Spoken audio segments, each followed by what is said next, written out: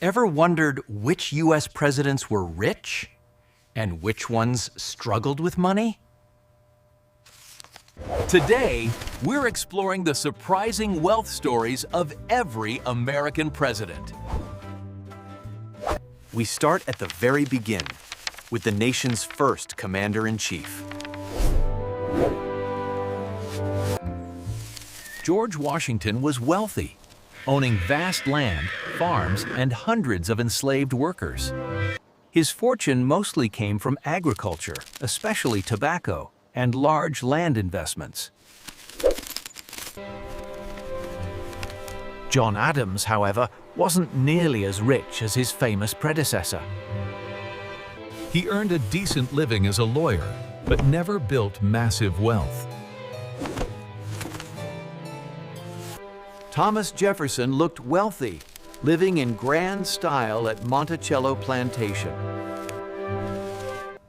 But behind the scenes, Jefferson struggled with heavy debt for much of his life. James Madison inherited land, yet never became extremely wealthy during his lifetime. James Monroe actually died nearly broke, despite once owning valuable Virginia property. Andrew Jackson rose from humble beginnings to become a wealthy Tennessee plantation owner. His wealth came largely from land ownership and enslaved labor on large farms. Martin Van Buren built moderate wealth through law, politics, and smart financial management. William Henry Harrison wasn't particularly wealthy and relied mostly on government salaries. John Tyler owned land and enslaved people, giving him moderate Southern plantation wealth. James Polk invested wisely in land, growing his fortune through real estate deals. War hero Zachary Taylor owned a plantation, giving him significant personal wealth. Millard Fillmore came from poverty and slowly built a modest fortune through law.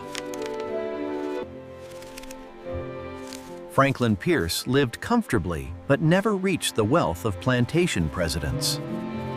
James Buchanan earned well in politics but left no massive fortune behind.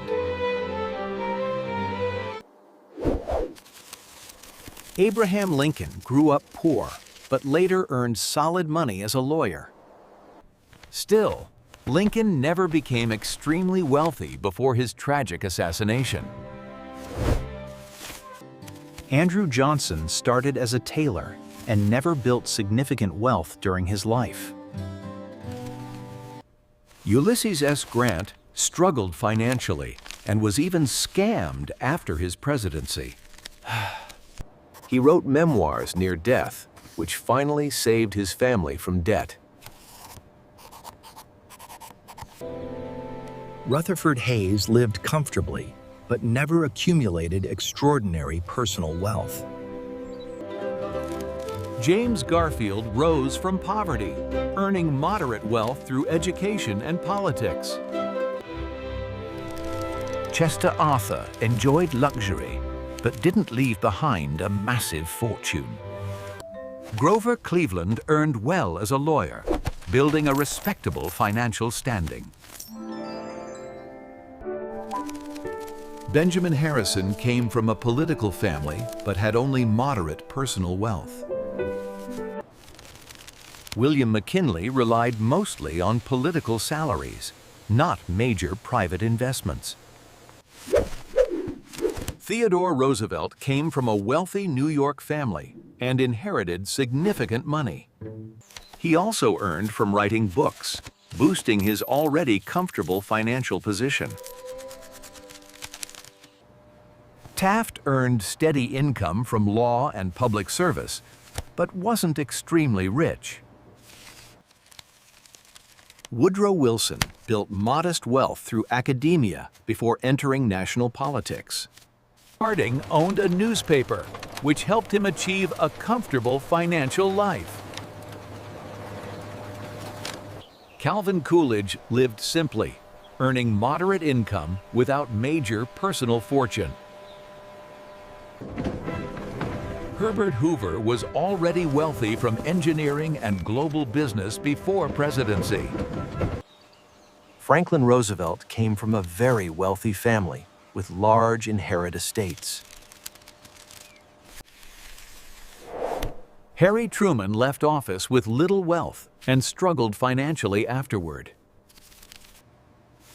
Eisenhower later earned well from books and speeches, improving his financial standing.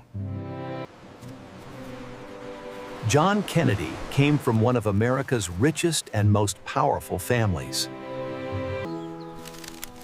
Lyndon Johnson built wealth through media ownership and large Texas land holdings. Richard Nixon earned significant money after office through books and speaking engagements. And Gerald Ford earned moderate wealth later through speeches, writing, and corporate board roles. Jimmy Carter started with a peanut farm and lived modestly even after presidency. Ronald Reagan earned millions from acting and later lucrative speaking opportunities. Bush Sr. built major wealth through oil businesses before entering national politics.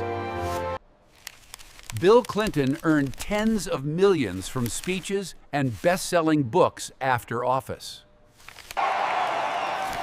George W. Bush gained wealth from business ventures and later speaking engagements.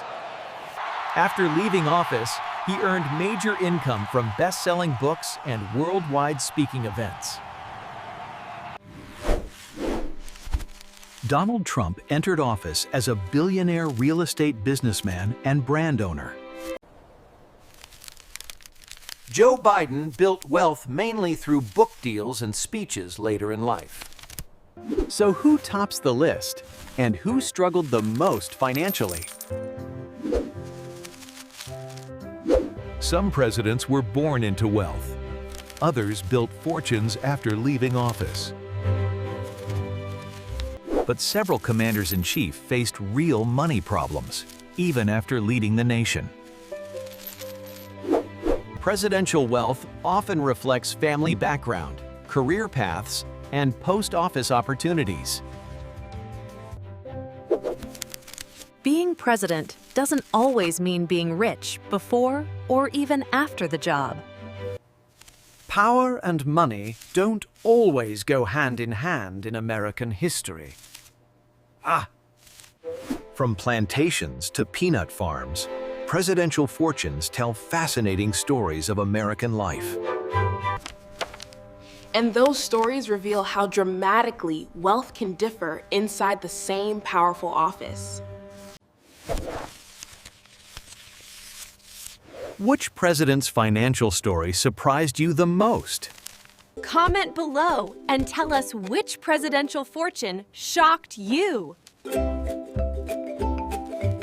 Subscribe for more fascinating stories about U.S. presidents, history, and the lives behind power.